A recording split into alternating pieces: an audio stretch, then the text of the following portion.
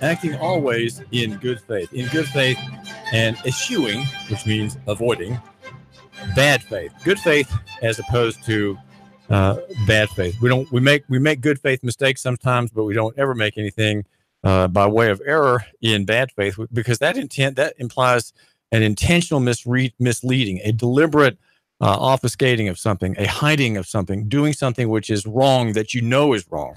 That's called bad faith in law. This is a legal concept, and what we want to have is government actors such as Mayor Andy Burke act always in good faith on behalf of the people. He has a political office. He is the chief executive of the municipal corporation, and is highly in view, though he doesn't want to be, in public discussion. My goal in discussing police abuse instances, including the coming trial this November of a conspiracy within the department to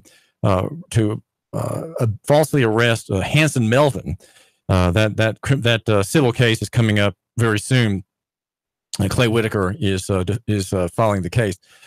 We have a question of good faith, and we have I'd say a need to have the sheriff the mayor Andy Burke grab the problem and manfully deal with it.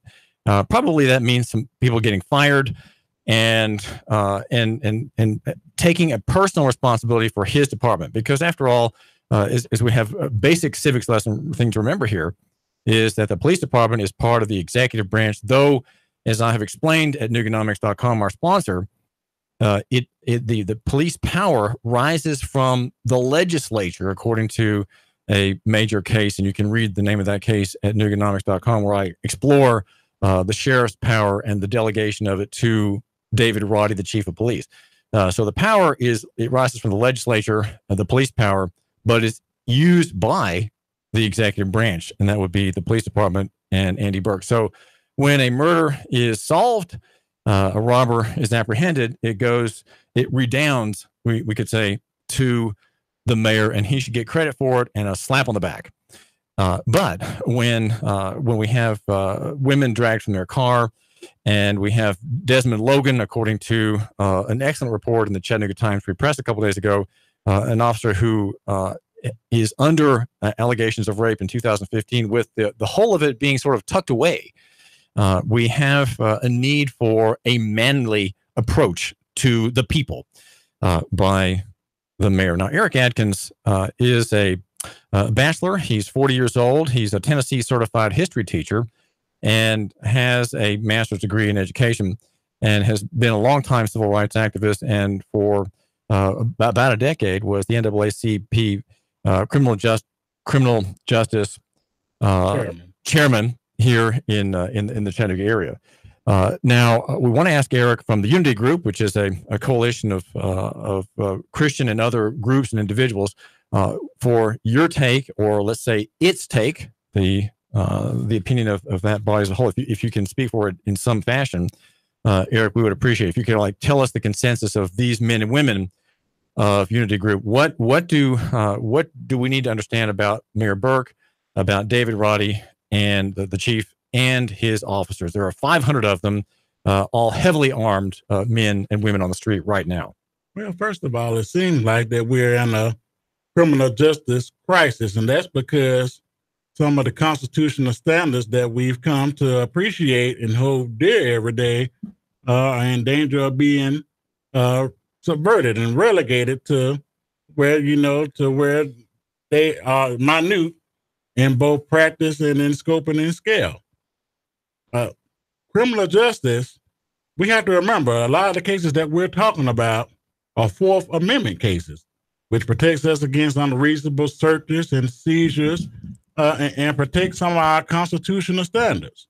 And when we look at some of these instances that have happened, it's a question of substantial and procedural, especially procedural due process, which include Miranda rights, which includes the personal life, liberty, pursuit of happiness rights that are affirmed to you and me and to everybody. Well, my listener is very, very cheered, Eric Adkins of Unity Group, to hear that.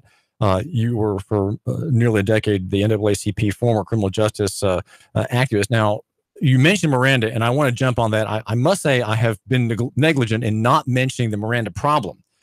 We here at New York Radio 92.7 have complained bitterly and in detail about the lack of Miranda warnings in everything from the Cameron C. Grimy arrest with his girlfriend recently to the Hanson Melvin arrest. Nobody is read their Miranda rights, and yet everything everything that can be said can be used by the officer, maybe not in court, but it is used to open that person to further investigation, further claims by Neil Pinkston, the prosecutor. And we have a right to substantive due process and procedural. Say something about Miranda.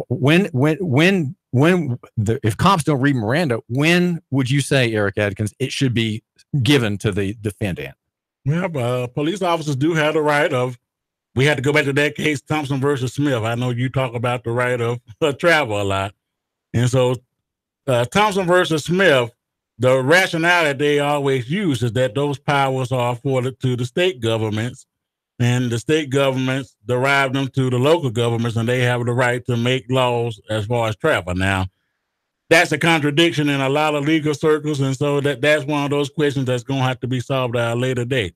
But I think Miranda needs to be implied as soon as there's probable cause of an act occurring. Or when there are two cases, I don't have the names in front of me, Eric Adkins, when the lights go on, when the blue lights go on, that's when Miranda has to be read, because at that moment you are under arrest. And the reason the cops don't read Miranda is because they want you to implicate yourself by giving answers. They want to have a conversation with you to elicit probable cause, to make you say something which will give them maybe an articulable suspicion or actual probable cause. And so Miranda, I think, should be read immediately. And page 13 of the arrest procedures manual, which is about page 6 of about a 13-page manual, says that the Miranda should be read at the beginning of an arrest. And the cops will say, well, wait a minute, you're not under arrest, you're under detention.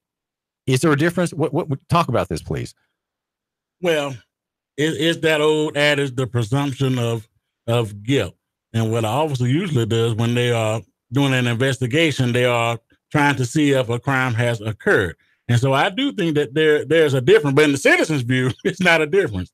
From the citizen's view, when you are pulled over, that's almost an admission of guilt in itself, because neighbors see you on the road and you go through search and seizures. And we had this problem with broken windows policing too in the 1980s, when any little infraction would be used to get you to be incarcerated. And we know that we have a terrible problem with mass incarceration right now, when we are 5% of the world's population, but we have 25% of the prison population in this country.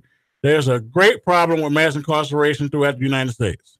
We're talking with Eric Adkins of Unity Group. Eric, tell my listener about the Avery Gray daughter arrest on June 25 and the second case a few days later of Diana Watt under a transportation stop. That was July 7th. Both women dragged from their car, both women of color. And as our own Marie Mott, the correspondent, has pointed out, they were dragged by their extremities. And she says that with great vigor and a bit of anger. And then we have now the Desmond Logan case. What does your group see as the need here? How can these problems, these abuses, it seems, be remedied? I was just reminded, because we just had a case nationally in Clearwater, Florida, where we are talking about these stand your ground laws again. And one thing that came after the rise in Michael Brown and Trayvon Martin, and now this case in Clearwater, Florida, we had this task force on 21st century policing that put these recommendations on the table, but we failed to implement many of these recommendations that have been put on the table. And so to me, it seemed like it's time for us to revisit what are those best policies and procedures that both protects the public interest as well as the private interest of the citizen. When you say public interest, you're referring to the state interest, right? Well, the public interest, I mean, in terms of safety and things along those courses. Well, it would be state interest if you just press me to. Okay, because public is kind of vague, and I think public welfare, I should say. Right. Okay. Well, what are a couple, Eric Adkins, of those recommendations? What were a couple of the better ones? Well, we need a citizenship board with subpoena powers. We need citizens to have oversight over some of these policies and over some of these practices and procedures because they're impartial powers. And so we do need a citizens review board, and we do need to reaffirm what are those best policies and procedures, not only from a diversity level. And we're going to have to start disinvesting in some of these things too.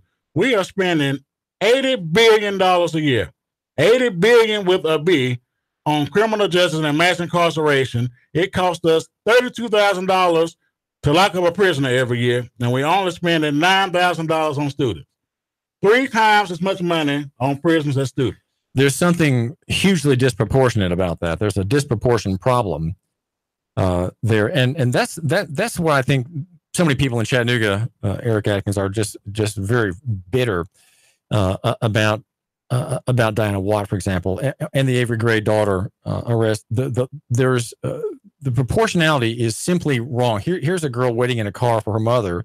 The air conditioner's on, the engine's running, and the car. Well, there's a problem with the seizure of the car because the officer is helping a repo man, and apparently the officer, according to Avery Gray, the mother, works for the car lot, M&R Motors, that was getting the car back through the agency of the repo man. So you have this complex problem there that seems very smelly, but you have the officer approaching the girl, and the conversation, everything has to happen just in the spur of the moment. There's no time for anything, and so there's what happens if you have to compress your policing activity into 5 minutes or 4 minutes. You create a very ugly encounter, that the girl was smart enough to record on her phone. So the idea of immediacy, we have to act now. We have a crisis. If we don't solve this problem in 5 minutes, we have chaos in the streets. Well, and I do think it's not proportionate. I do think that we do need a police department,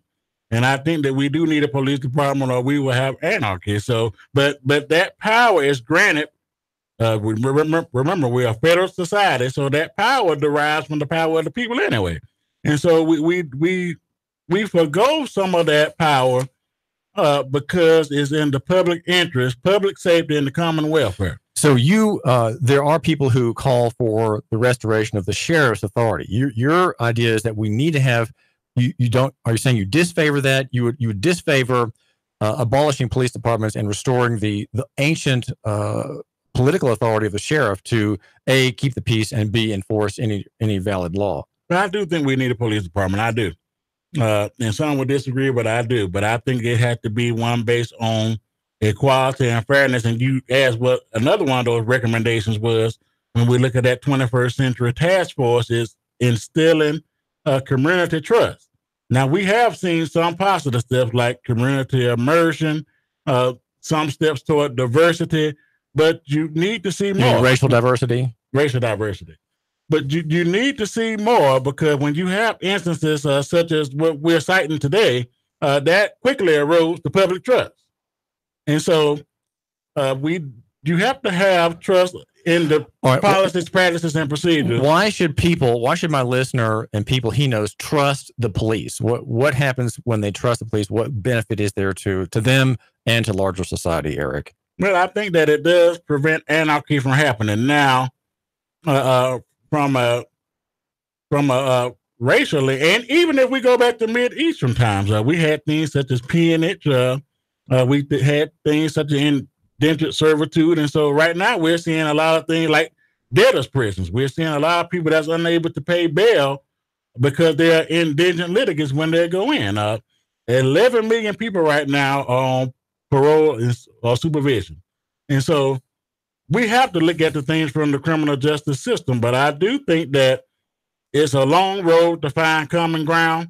And I hope that we can find common ground. And I think the best way to accomplish that is to listen to the voice of the people.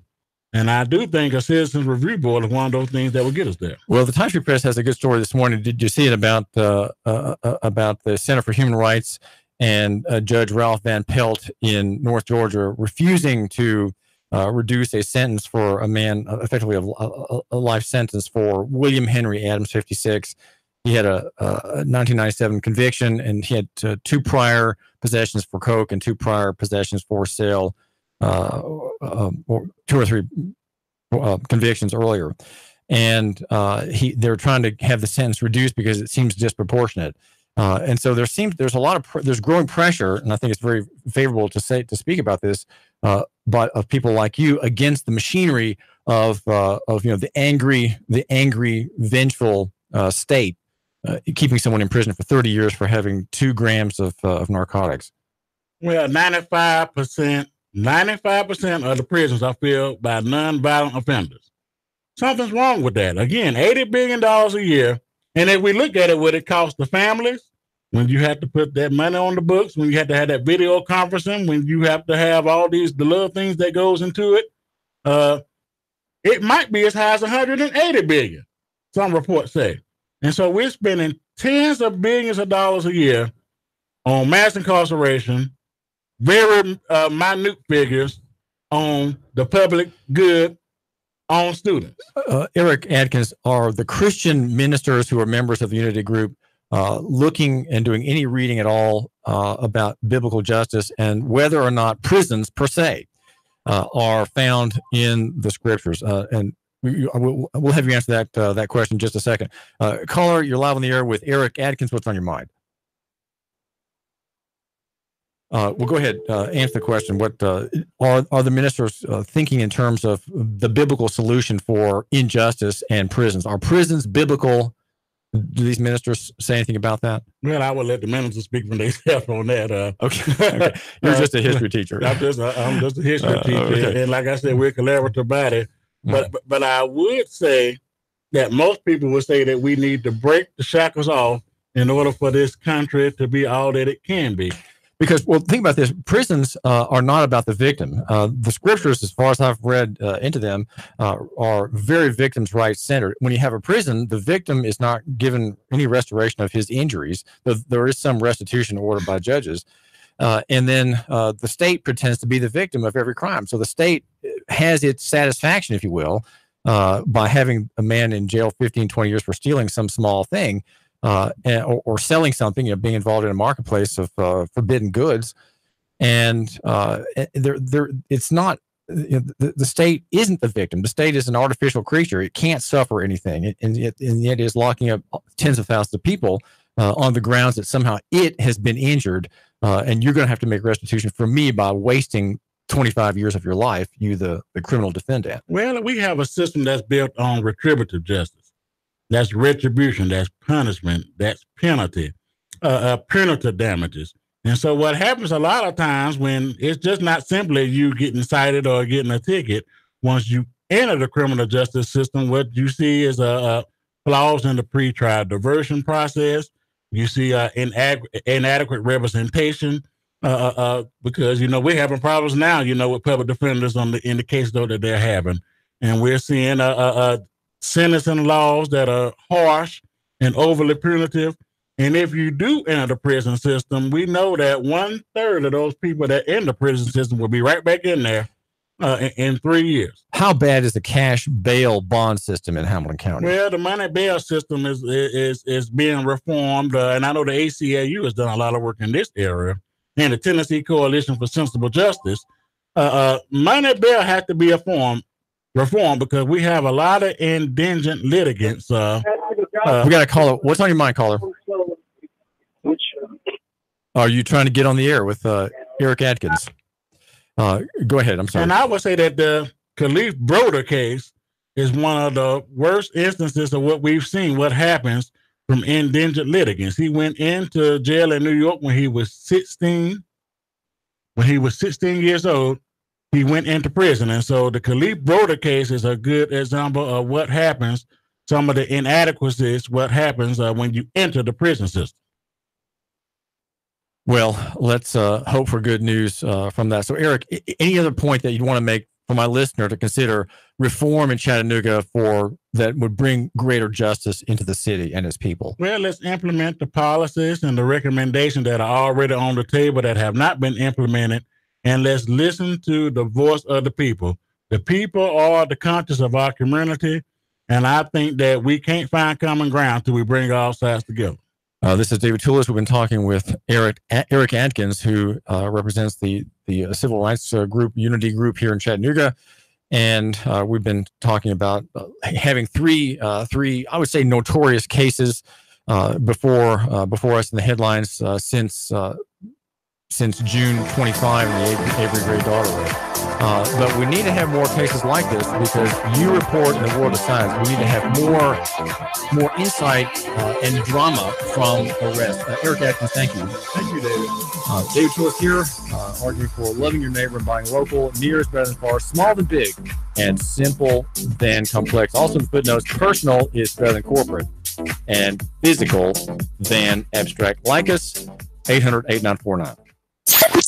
3, 2, 1. Chattanooga Radio.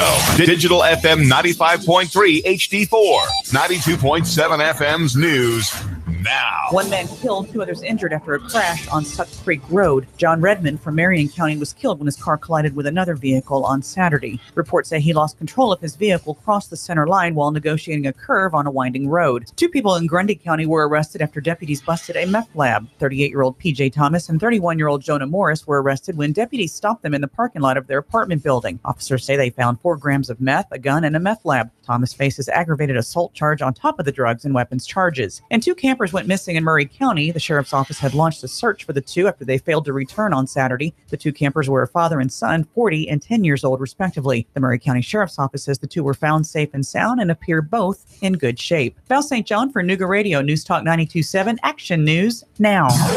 Chattanooga weather. Expect lots of clouds with scattered showers and thunder showers rotating back in through your afternoon. Highs settling into the lower 80s. Tonight, any showers diminishing after midnight. Some late fog, lows upper 60s. For Tuesday, back into the mid-80s, a few afternoon showers, a little drier and hotter for the midweek. Looking for a new career? Georgia Northwestern Technical College is where you need to be, featuring over 200 programs. Get focused. Get hired. Fall admissions deadline is July 31st. More at gntc.edu. And I'm Sworn Dean 12, meteorologist Master 4. Nooga Radio 92.7. My ex recently hacked my email and my social media, and it really caused me some problems. I changed all my passwords, which helped, but I'm still getting trolled, maybe even stalked. I know it's him. I just can't prove it. My business, well, it's been broken into twice already. I've got cameras, but that only helps after the fact. I'd rather prevent it from happening in the first place. Unity One East is your solution to these and many other security concerns. With private investigation, security services, and backed by decades of real-life experience in military and law enforcement, Unity One East is your instant contact for security, investigation, and consultation to help protect you, your family, and your business. No 1-800 number, no red tape, no wait, because Unity One East is local and available 24/7. Reclaim your peace of mind. Call Unity One East, 475-6206, 475-6206. Call 423-875-3600 if you're looking to expand your professional look of your business. Then consider the vast opportunities that are available when you locate your office with the Rains Group family. Remember, it's location, location, location. And the Rains Group has the location for your professional office. Check out the spaces for lease at Executive Business Park on the Lee Highway. Small or large, we will be able to suit your needs with the Rains Group. Call 423-875-3600 for the business professionals with the Rains Group.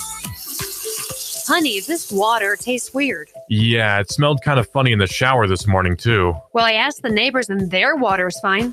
If you irrigate your yard, you need to have your backflow device checked every year. A faulty backflow valve can allow pesticides and other contaminants back into the water your family uses every day. Call Keefe Plumbing for checks and services on all your water systems. That's Keefe Plumbing, 622-3178. I live, work, and play in Chattanooga, the scenic city. But when it comes to my next car, truck, or SUV, I'm Alabama bound. Fort Payne, Alabama, and Landers McClarty Ford. Big city selection of new and pre-owned vehicles with the small town price and friendly service. Now, I'm not knocking my hometown, but when it comes to my next ride, I only go to Landers McClarty Ford of Fort Payne. Their selection is huge, Then if I can't find what I want, they'll find it for me with the same low price, same great service, and only a short drive away. And I can go online to look around before I leave the house. Got that next dream ride in your head yet? Yeah, you do. Get a head start at Landers McClarty Ford of FortPayne.com. Don't just dream it, find it at Landers McClarty Ford of FortPayne.com. That's right, Landers McClarty Ford of Fort Payne, Alabama.